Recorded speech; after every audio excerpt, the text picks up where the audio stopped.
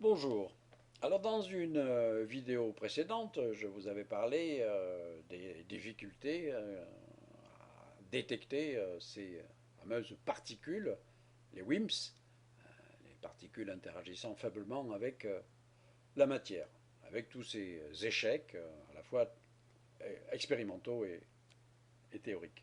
Alors il reste malgré tout l'espoir de détecter indirectement des WIMPs via l'antimatière. Alors, antimatière, c'est un mot magique et généralement, je veux dire, vraiment incompris. Il ne se passe pas une conférence publique que je peux donner sur la cosmologie et la matière noire sans que l'on me pose la question et l'antimatière dans tout ça. Alors il est vrai que c'est vrai que je n'en parle presque jamais parce que je pense en fait qu'elle ne joue strictement aucun rôle dans cette affaire. Mais c'est quand même l'occasion de rappeler qu'en théorie, chaque particule de matière ordinaire possède son antiparticule. C'est-à-dire l'antiélectron, c'est appelé le positron, on connaît les antiquarks, l'antiproton, etc. Alors l'antimatière, elle est constituée uniquement donc de ces antiparticules. Alors, par exemple, l'antihydrogène, il est composé d'un positron en orbite autour d'un antiproton. Alors une particule et son antiparticule ont la même masse, mais elles diffèrent par des charges électriques qui sont opposées. C'est ainsi que donc, un positron est chargé positivement, tandis que son partenaire normal, l'électron, a la même charge élémentaire, mais qui elle est négative. Alors, la propriété fondamentale de l'antimatière, et c'est d'ailleurs de là que vient son nom, c'est que lorsqu'elle entre en contact avec de la matière, eh bien, les deux s'annihilent mutuellement et sont intégralement convertis en énergie radiative, suivant la fameuse formule E égale mc carré. Et inversement, lorsque de la masse est créée à partir d'énergie, comme c'est le cas dans les accélérateurs de particules, dans la collision à haute énergie, eh bien, elle se répartit de manière égale entre des couples de particules et d'antiparticules. Et par exemple, de l'antihydrogène a été produit artificiellement pour la première fois au CERN en 1996. Et très récemment, toujours au CERN, la collaboration Alpha est parvenue à confiner pendant plusieurs heures un millier d'antihydrogène en utilisant un piège magnétique, de façon évidemment à ce que ça ne s'annihile pas avec de l'hydrogène normal.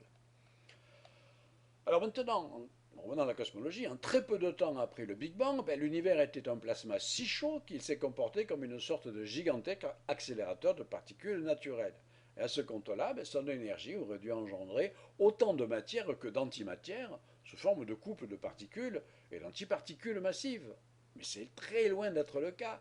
Dans l'univers actuel, en fait, il semble vraiment qu'il y ait en moyenne une seule antiparticule pour 1 milliard de particules. En conséquence de quoi, il n'y aurait pas d'étoiles ou de galaxies faites d'antimatière.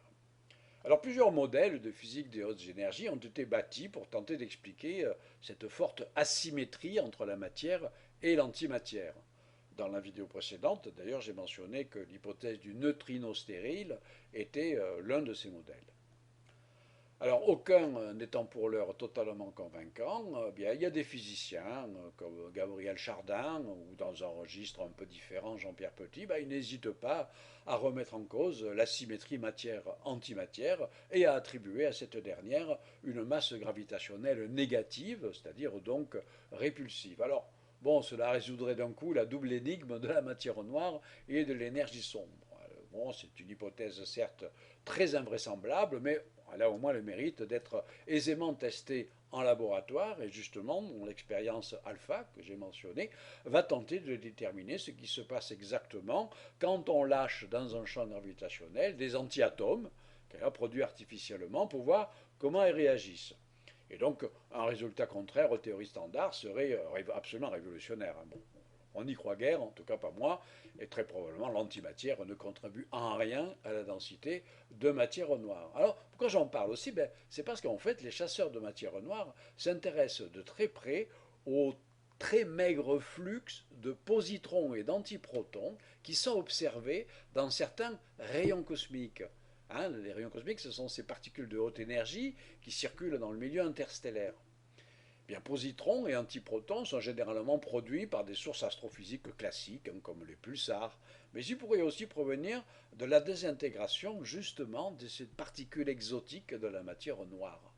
Alors il y a un instrument qui s'appelle AMS, qui veut dire Alpha Magnetic Spectrometer, qui est installé depuis 2011 à bord de la Station spatiale internationale et qui est considéré comme l'équivalent du télescope spatial Hubble pour les rayons cosmiques.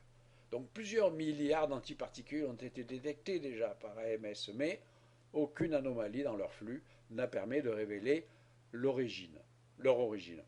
Et donc la traque indirecte de ces insaisissables WIMPs va donc se poursuivre jusqu'en 2024, la date où la Station spatiale internationale devrait normalement cesser de fonctionner. Bon, le bilan. Il est temps donc de récapituler les trois grandes catégories de théories pour tenter d'expliquer la matière noire non baryonique et d'en évaluer pour chacune les forces et les faiblesses. Donc je rappelle, la matière noire chaude, HDM, c'est-à-dire relativiste, est constituée des trois types connus de neutrinos ou de WIMPs chauds et massifs. Il y a la matière noire tiède, WDM, semi-relativiste, elle est représentée par les neutrinos stériles. La matière noire froide, CDM, non relativiste, est composée d'actions et ou de neutralinos. Alors à défaut de la mise en évidence expérimentale de tel ou tel type de particules, comme on l'a vu, qui permettrait de trancher, eh bien on peut tenter de distinguer les théories en comparant en fait les prédictions qu'elles impliquent dans l'histoire de l'univers, et plus particulièrement dans la formation des grandes structures, comme les galaxies, les amas et les superamas de galaxies, avec des observations astronomiques. Cette fois-ci, c'est l'astronomie qui vient à la rescousse de la physique des particules. Alors pour ce qui est de la théorie HDM, la matière noire chaude, on a vu que la contribution des neutrinos ordinaires à la densité d'énergie est vraiment négligeable compte tenu de leur très faible masse-énergie. Ils ne rendent donc pas compte de la matière noire non baryonique. Alors, il peut quand même exister d'autres WIMPs chaudes et massives qui ne sont pas des neutrinos. On peut toujours inventer des théories, mais leur nombre quand même est contraint par la formation des galaxies. Et donc ces particules à grande vitesse, en fait, elles ralentiraient le processus de formation des galaxies en ayant tendance à fragmenter les vastes agglomérats de matière. Et donc les simulations numériques, elles indiquent que si c'était cette matière noire chaude qui dominait, eh bien les objets de la taille des superamas de galaxies se formeraient en premier dans l'histoire de l'univers, pour se fragmenter ensuite en masses plus petites, comme les amas de galaxies et les galaxies elles-mêmes. Or, justement, ceci est en conflit avec les observations des grands télescopes au sol et dans l'espace, qui indiquent au contraire que les étoiles, puis les galaxies, ont dû se former tôt, moins d'un milliard d'années après le Big Bang, pour s'agglomérer ensuite en amas et en superamas. Donc, le scénario HDM, matière noire chaude, est vraisemblablement éliminé par les contraintes astronomiques. Alors pour la théorie WDM, la matière noire tiède, qui fait intervenir donc les neutrinos stériles, les simulations numériques rendent correctement compte de la distribution des structures à l'échelle supergalactique, c'est-à-dire supérieure à celle des galaxies. Dans la théorie matière sombre froide, CDM, les WIMPs froides auraient émergé du Big Bang à des vitesses donc inférieures à celles de la lumière, largement, et ces particules donc se seraient agrégées en masse galactique plus rapidement que la matière chaude ou tiède, de sorte que les galaxies se seraient formées avant les amas, un scénario qui est effectivement privilégié par les observations, comme je viens de le dire. Et les simulations numériques, CDM, Cold Dark Matter, rendent également bien compte de la structuration à l'échelle supergalactique. Donc l'hypothèse Cold Dark Matter a par conséquent longtemps paru la plus plausible, et en ajoutant une bonne dose d'énergie sombre, c'est elle qui a donné naissance au modèle standard de la cosmologie lambda CDM dont je vous ai parlé dans une vidéo précédente. Mais cependant, on a vu qu'aucune particule de ce type n'avait été découverte, pas plus d'ailleurs que les WIMPs chaudes ou les neutrinos stériles. Alors si les modèles HDM, la matière sombre chaude, sont éliminés de la course par les observations astronomiques, eh bien les deux théories qui restent, tiède ou froide, expliquent toutes deux correctement la formation des structures à l'échelle supergalactique, et donc elle ne peut pas être distinguée l'une de l'autre par ce biais-là. Et donc, pour mieux les mettre à l'épreuve, ben, il faut effectuer des simulations numériques, des observations aussi bien entendu, et des simulations numériques à l'échelle subgalactique, c'est-à-dire inférieure à l'échelle des galaxies, et que l'on compare ensuite au comptage observationnel, par exemple des galaxies naines qui sont en orbite autour des galaxies plus grosses. Elles sont compatibles avec l'hypothèse froide, CDM, et elles n'éliminent que certains modèles tièdes, WDM. Alors maintenant, comment on va arriver à distinguer CDM et des modèles WDM qui restent? Voilà. Alors sans entrer dans les détails, hein, je mentionnerai rapidement la formation de ce qu'on appelle des dark halos, c'est-à-dire des halos de matière noire, qui enveloppent les disques des galaxies et qui s'étendent bien au-delà des limites visibles des galaxies. Également le cisaillement gravitationnel. Alors c'est le nom que l'on donne au phénomène de distorsion des images des galaxies lointaines par des concentrations de masse qui sont en avant-plan. Il y a aussi les courants stellaires, qui sont des associations d'étoiles qui gravitent autour d'une galaxie et qui proviennent d'une ancienne galaxie naine qui a été déchirée et allongée le long de son orbite par des forces de marée. Donc, enfin bref, les recherches se poursuivent. Alors, pour l'heure, hein, sur toutes les échelles supérieures à quelques millions d'années-lumière, ben, le modèle standard, un lambda CDM, ne peut pas être distingué du modèle WDM, lambda WDM. Mais en dessous, hein, c'est-à-dire à l'échelle, cette fois-ci, des micro-lentilles gravitationnelles, c'est là que les deux font des prédictions différentes. Alors, s'il s'avérait que les résultats futurs, que l'on n'a pas encore, hein, éliminent la théorie pure, CDM, ben, il ne resterait que les neutrinos stériles pour expliquer la matière noire non baryonique, ou alors un mélange de différentes formes de matière sombre, qui après tout ne sont pas totalement exclusives l'une de l'autre. Bon, la situation n'est pas très claire ni très encourageante, alors du coup, on se dit, et si on modifiait la gravité? Ben oui, parce que devant tant d'énigmes non résolues, ben, il y a des chercheurs qui contestent l'idée même de matière noire et qui préfèrent imaginer une modification des lois de la gravité. Alors il y a la célèbre théorie monde, MOND, qui veut dire en fait Modified Newtonian Dynamics, la dynamique newtonienne modifiée, qui a été proposée initialement en 1983 par un physicien israélien qui s'appelle Mordechai Milgrom. Alors elle suppose en fait que la seconde loi de Newton, selon laquelle hein, la somme des forces qui s'appliquent sur un système est égale au produit de la masse et de l'accélération, ben, elle est plus valable et qu'elle doit être corrigée lorsque les accélérations sont très faibles, c'est-à-dire en deçà d'un certain seuil, plusieurs ordres de grandeur inférieurs à la pesanteur terrestre. Alors un tel régime hein, serait effectivement en vigueur dans les parties les plus externes des galaxies spirales, et cette gravité modifiée ben, expliquerait le profil des vitesses stellaires qui a été mesuré par Vera Rubin et d'autres astronomes, sans avoir besoin de recourir à de la matière noire.